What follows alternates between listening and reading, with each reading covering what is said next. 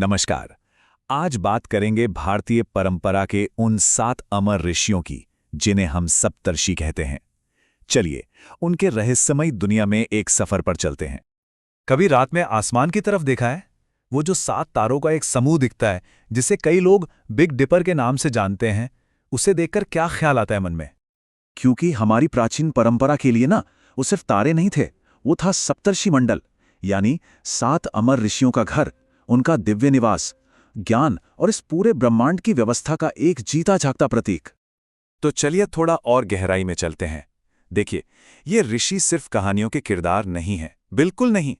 ये तो हमारी वैदिक और पौराणिक परंपराओं की, कह सकते हैं, रीढ़ की हड्डी हैं। वही हैं जो पवित्र ज्ञान को एक युग से दूसरे युग तक ले जाते हैं। अच्छा, तो ये सप्तर्षि शब्द, इसका मतलब क्या है? कहाँ से आया ये? बहुत सीधा सा जवाब है। सप्त मतलब 7 और ऋषि मतलब दृष्टा, वो जो देख सकता है, जो ज्ञानी है। तो ये वो महान आत्माएं हैं जिन्हें हम ज्ञान का संरक्षक मानते हैं। लेकिन कहानी में एक बड़ा ही दिलचस्प मोड़ अब आता है। मजे की बात यह है कि इन 7 ऋषियों की पहचान हमेशा एक जैसी नहीं रही है, और यही वो रहस्य है जो हमें इस ब्रह्मांड के एक बहुत गहरे सच की ओर ले जाएगा। तो सवाल तो यही उठता है ना कि आखिर ये 7 ऋषि हैं कौन?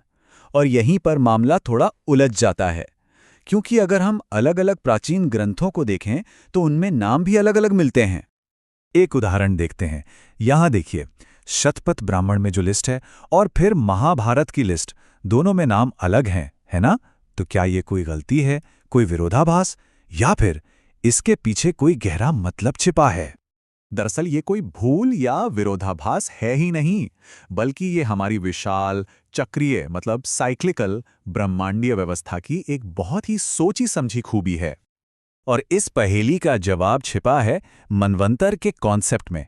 देखिए, हिंदू कॉस्मोलॉजी के हिसाब से समय को बहुत लंबे लंबे युगों में बांटा गया है। इन्हीं युगों को कहते हैं मनवंतर। और कमाल की बात यह है कि हर मनवंतर के अपने 7 ऋषि होते हैं जो उस खास युग में धर्म के संरक्षक बनते हैं। ठीक है, तो ये तो हुई ब्रह्मांड की बातें।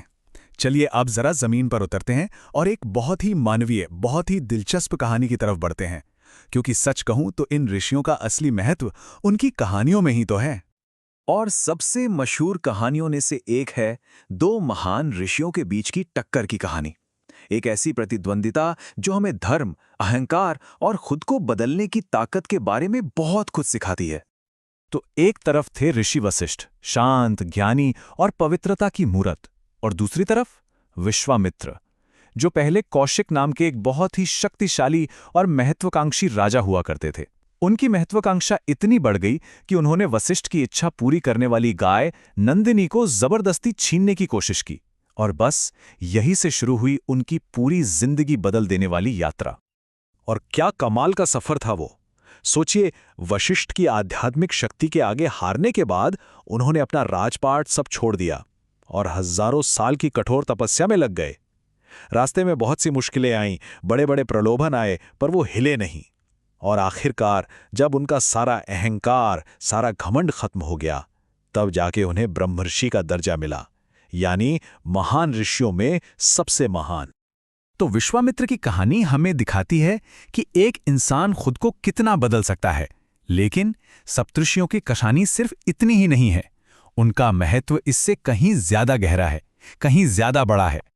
देखिए, वो सिर्फ हमें सही गलत सिखाने वाले आदर्श नहीं हैं, वो तो हमारी संस्कृति की कंटिन्यूटी को बनाए रखने वाले हैं। वो आसमान के तारों, समय के चक्र और हम इंसानों की जिंदगी को एक साथ जोड़ते हैं। अरे, आज भी हजारों गोत्र हैं जो मानते हैं कि उनके पूर्वज यही ऋषि थे। रोज की पूजा पाठ और प्रार्थनाओं में उनके नाम लिए जाते हैं। सच पूछिए तो ये हमारी परंपरा की जड़ें हैं। पर उनका जो सबसे गहरा, सबसे पावरफुल मैसेज है ना, वो इस बाहरी दुनिया, इस ब्रह्मांड को हमारे अंदर की दुनिया से जोड़ता है। और ये एक ऐसा आइडिया है जो सब कुछ देखने का नजरिया ही बदल कर रख देता है। बृहदारण्यक उपनिषद में एक श्लोक है जो एक कमाल का राज खोलता है। ध्यान से सुनिएगा। उसमें कहा गया है कि दोनों आंखें विश्वामित्र और जमदग्नि हैं, दोनों नथुने वशिष्ठ और कश्यप हैं, और जीभ अत्रि है। मतलब क्या हुआ इसका? मतलब ये कि ये महान ऋषि सिर्फ आसमान में चमकने वाले दूर के तारे नहीं हैं, बल्कि वो हमारे अंदर ही मौजूद हैं। वो हमारी अपनी इंद्रियां हैं, हमारी सेंसेस हैं, जिनके जरिए हम इस दुनिया को देखते हैं, महसूस करते हैं और समझते हैं। और ये बात हमें एक आखिरी और बहुत गहरे सवाल पर लाकर खड़ा कर देती है कि अगर ये महान ऋषि, ये महान दृष्टा हमारी अपनी ही इंद्रियां हैं, तो फिर वो कौन से सच हैं जिन्हें देखने, सुनने और समझने के लिए हम सब बने हैं?